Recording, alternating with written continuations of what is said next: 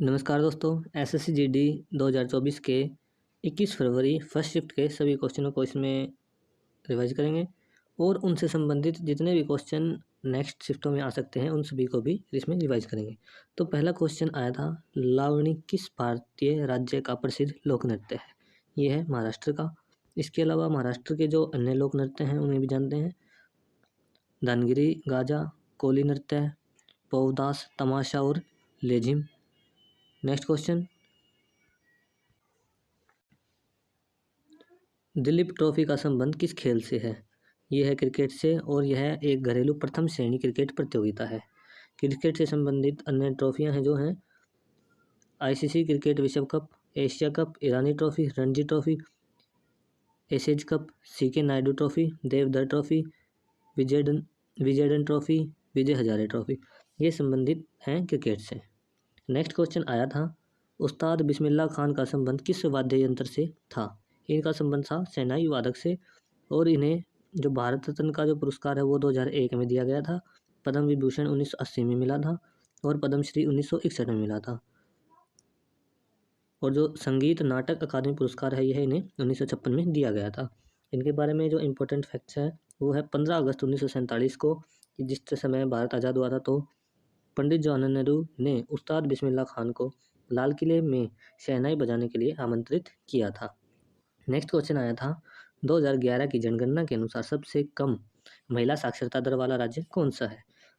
जो सबसे कम है वो तो बिहार का है, लेकिन ऑप्शन में बिहार न होके राजस्थान था। तो पहले नंबर पे सबसे कम बिहार है, उसके बाद राजस्थान है और फिर है अरुणाचल प्रदेश महिला साक्षरता दर में।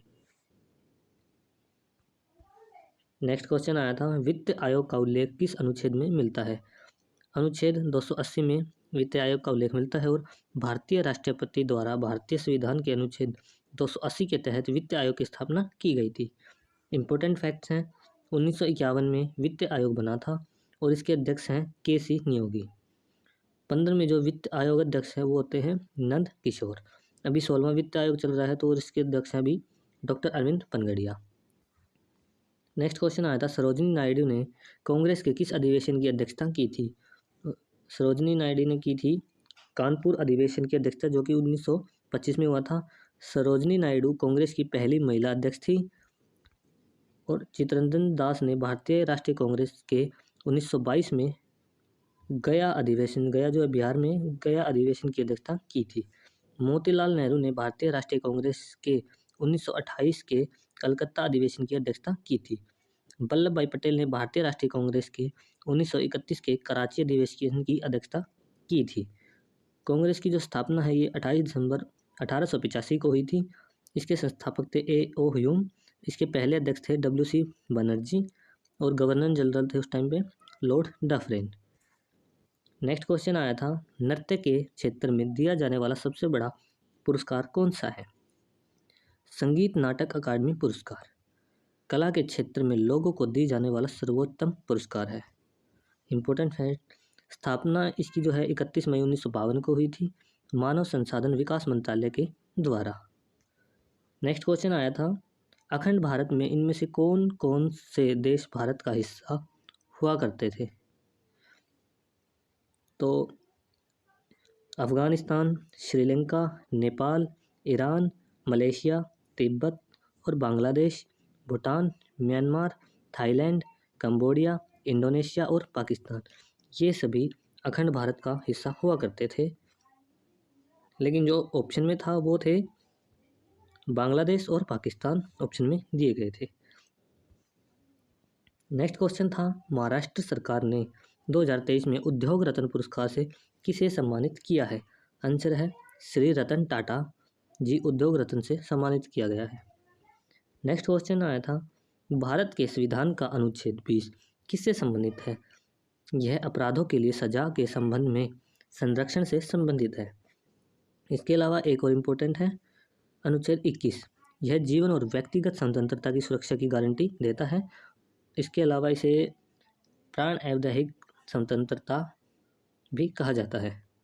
नेक्स्ट क्वेश्चन आया था, हरित क्रांति और किस नाम से जाना जाता है? हरित क्रांति को इसे गेहूं क्रांति के नाम से जाना जाता है। हरित क्रांति के तहत गेहूं में उत्पादकता वृद्धि के माध्यम से महत्वपूर्ण सफलता हासिल की गई थी। और हरित क्रांति में जो सबसे ज़्यादा फसल का उत्पादन हुआ था वो थी गेहूँ, इसीलिए हरित क्रांति को गेहूँ क्रांति भी कहा जाता है।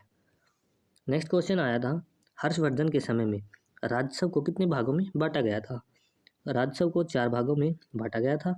पहला जो भाग था वो राजाओं पर खर्च किया जाता था, दूसरा भाग विद्वानों पर खर्च किया जाता था, तीसरा भाग सरकारी कर्मचारियों पर खर्च किया जाता था, और जो चौथा था वो था धार्मिक गतिविधियों पर खर्च किया जाता था। इम्पोर्टेंट फैक्ट्स, हर्षवर्धन की जो राजधानी वो कन्नौज थी। हर्षवर्धन का जो शासनकाल था 606 ईस्वी से 647 ईस्वी तक।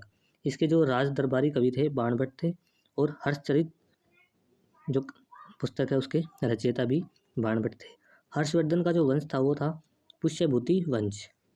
पुष्यभूति वंश की स्थापना जो है वो पुष्यभूतिवर्धन ने की थी, और जो इस वंश का प्रतापी राजा है वो हर्षवर्धन को माना जाता है।